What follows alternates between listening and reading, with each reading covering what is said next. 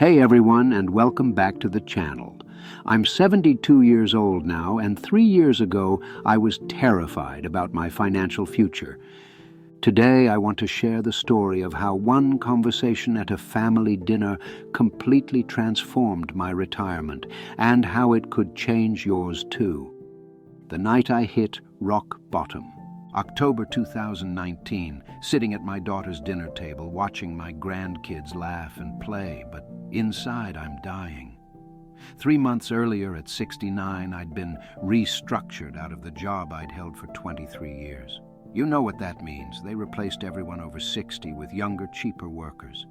My pension was half what they'd promised. My 401k was still recovering from 2008. Social Security barely covered rent and utilities. I was lying awake every night calculating how many months my savings would last. I felt like a fraud. Here I was, supposed to be the wise grandfather, but secretly terrified I'd become a burden on my family. That's when Eleanor walked into my life. Eleanor was my daughter's 72-year-old neighbor who joined us for dinner that night. While I was drowning in worry, she was talking about her recent trip to Japan, her pottery classes, her volunteer work, all with the energy of someone who wasn't constantly stressed about money. During dessert, my son-in-law started complaining about how impossible it was for people to save enough for retirement anymore. "The old model is broken," he said. "Work 40 years, save 15%, hope your 401k lasts. It's just not realistic." That's when Eleanor smiled and said something that would change my entire understanding of money. "You know, I stopped worrying about having enough money when I learned how to make money work differently. Instead of trying to save my way to security, I built small streams of income that flow regardless of what the stock market does." The room went quiet. Even the kids stopped talking. "What do you mean?" my daughter asked. Eleanor looked directly at me. "Would you like me to show you?" Eleanor's secret: 17 sources of income. 3 days later, I'm sitting in Eleanor's living room, feeling like a student for the first time in decades. "Frank," she said, pouring tea from a beautiful pot she'd made herself, "when you were working, how many sources of income did you have?" "One. My salary.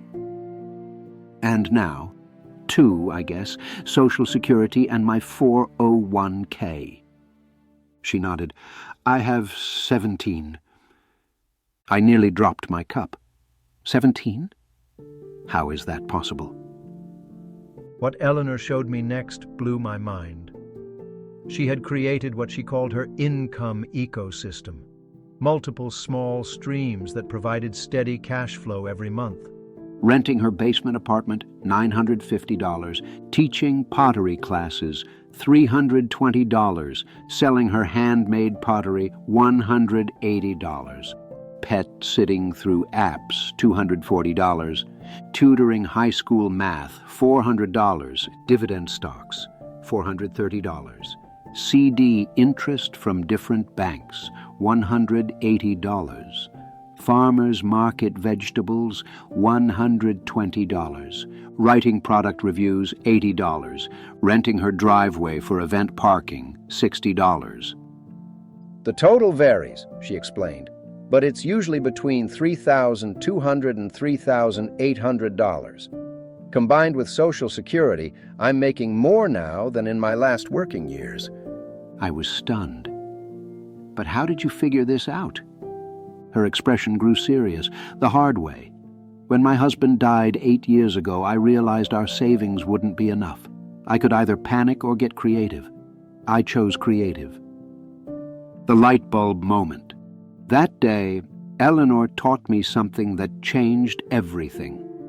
Traditional model: save as much as possible, retire, slowly spend your savings, hope it lasts. Eleanor's model: identify your skills, create multiple income sources, build streams that last indefinitely, enjoy steady cash flow without touching your principal. "The beauty," Eleanor said, "is you're not trying to predict the market.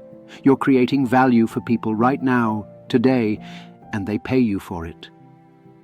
My 90-day transformation. Walking home, I felt something I hadn't experienced in months: hope. For the first time since my forced retirement, I had a path forward that didn't depend on market performance or government policies. It depended on me. Days 1 to 30. Taking inventory. Eleanor gave me homework. List everything you know how to do, everything you own that might be valuable, and every skill you've developed over 69 years. This was harder than I expected. After decades of thinking of myself as just an operations manager, I had to rediscover all my other abilities. My list included 40-plus years of business operations experience, skilled woodworker, hobby for decades, experienced gardener with large backyard, good with numbers and organizing, patient teacher, owned a truck and tools, excellent handwriting. People always commented on it. Eleanor reviewed my list and smiled. Frank, you're sitting on a gold mine. You just haven't been thinking like an entrepreneur. Days 31 to 60, my first client. What's the biggest frustration small business owners have? Eleanor asked. I thought about my own experience. Chaos, disorganization, systems that don't work. And you're excellent at fixing those problems. That week, I did something I hadn't done since I was 25. I went looking for customers. I started with businesses in my neighborhood, the overwhelmed dry cleaner, the restaurant owner drowning in paperwork. My pitch was simple. I spent 40 years helping companies run efficiently. I'd like to help you solve this specific problem. Can we talk for 15 minutes? Out of 8 businesses I approached, 6 wanted longer conversations, 3 became paying clients within 2 weeks. My first success was Maria's Bakery. She was spending 3 to 4 hours every evening on administrative work that should have taken 30 minutes. Her ordering system was chaos, inventory tracking non-existent. I spent one afternoon observing, then created simple spreadsheets and procedures. Within a week, her admin time dropped to under an hour daily, and her inventory problems disappeared. She paid me $800 for 12 hours of work. More importantly, she told every business owner she knew about me. Days 61 to 90, building momentum. Word spread fast. Within a month, I had more consulting clients than I could handle. But Eleanor taught me to think bigger. Don't just trade time for money. Think about helping more people with less of your time. I created my first packaged solution, a business efficiency assessment for $500 that took me 6 hours to complete. Instead of custom consulting at $50 per hour, I was earning over $80 per hour with a standardized process. By day 90, I'd generated $4,200 in consulting income with a waiting list of businesses wanting to work with me. Building my complete ecosystem. Encouraged by this success, I spent the next 18 months systematically building 12 income streams. Here's what I created. Stream 1, business consulting, $1,400 per month. 3 to 4 business reviews monthly at $500 each, plus follow-up projects. Stream 2, handmade furniture, $800 per month, selling cutting boards, small tables, and storage boxes at craft fairs and online. Stream 3, garden produce, $320 per month, Saturday farmers market sales of excess vegetables. Stream 4, tool and truck rental, $450 per month, listed on peer-to-peer rental apps for neighbors' moving and home improvement needs. Stream 5, handwriting services, $240 per month. Wedding invitations, certificates, special cards. There's huge demand for beautiful handwriting in our digital world. Stream 6, math tutoring, $360 per month. High school students whose parents appreciate working with someone patient and experienced. Stream 7, dividend stocks, $280 per month. Used consulting profits to buy shares in companies with 20-plus year histories of consistent payments. Stream 8, room rental, $600 per month. Converted my home office for graduate students and young professionals. Stream 9, house sitting, $200 per month. Neighbors who travel prefer someone they trust watching their homes. Stream 10, estate sale organization, $380 per month, helping families organize and price items, my organizational skills plus patience during difficult transitions. Stream 11, CD laddering, $180 per month, staggering certificate purchases so one matures every few months. Stream 12, business referrals, $150 per month. Connecting business owners with services they need, accountants, web designers, contractors. Total monthly income, $5,440. Combined with Social Security, $7,120 per month. For the first time since retirement, I was earning more than at my corporate job, on my own terms, helping people with skills I'd developed over a lifetime. The psychology that changes everything. The most profound change wasn't financial, it was psychological. Before, I obsessively checked my 401k balance, worrying about every market fluctuation. Each statement felt like a report card on my future that was completely out of my control. After, I focus on activities I can control, delivering great service, building relationships, improving processes. My security depends on my actions, not market conditions. This shift from passive worrying to active problem solving has been incredibly liberating. Why age is actually your advantage. One of my biggest mental barriers was believing that building income streams was a young person's game. Eleanor showed me why the opposite is true. Trust and credibility. When I walk into a business, my gray hair and decades of experience immediately establish credibility. Young consultants have to prove they know what they're talking about. Relationship building. Most income streams depend on relationships and referrals. At 72, I have patience to build these properly rather than rushing for quick profits. Established networks. 40 years of working and living in the same area means I know hundreds of potential clients. Young entrepreneurs build these networks from scratch. Quality focus.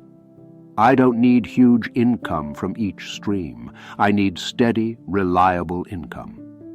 This lets me focus on exceptional value to smaller client groups. Your 30-day action plan. If this resonates with you, here's how to start. Week 1, assessment. List every job you've had, what you were good at, hobbies others find impressive, problems people ask your help solving, and physical assets that might generate income. Week 2, research. Observe problems in your community. Visit local businesses, attend community events, listen more than you talk. Week 3, conversations. Have informal conversations with 7 to 10 people about challenges they face. Don't sell anything, just gather information. Week 4, first steps. Choose one potential stream and take one concrete action. Make one phone call, visit one potential client, create one simple service offering. The hardest part is starting. Once you take that first step, momentum builds naturally. Common concerns answered. I don't have marketable skills. This is never true. Ask family and friends what you do that they find impressive. Their answers will surprise you. I don't know how to find customers. Start with people you know. Your network is larger than you think. Family, friends, former colleagues, neighbors. I'm not good with technology. Many streams require minimal technology. My handwriting service, furniture sales, and tutoring happen primarily in person. What if I fail?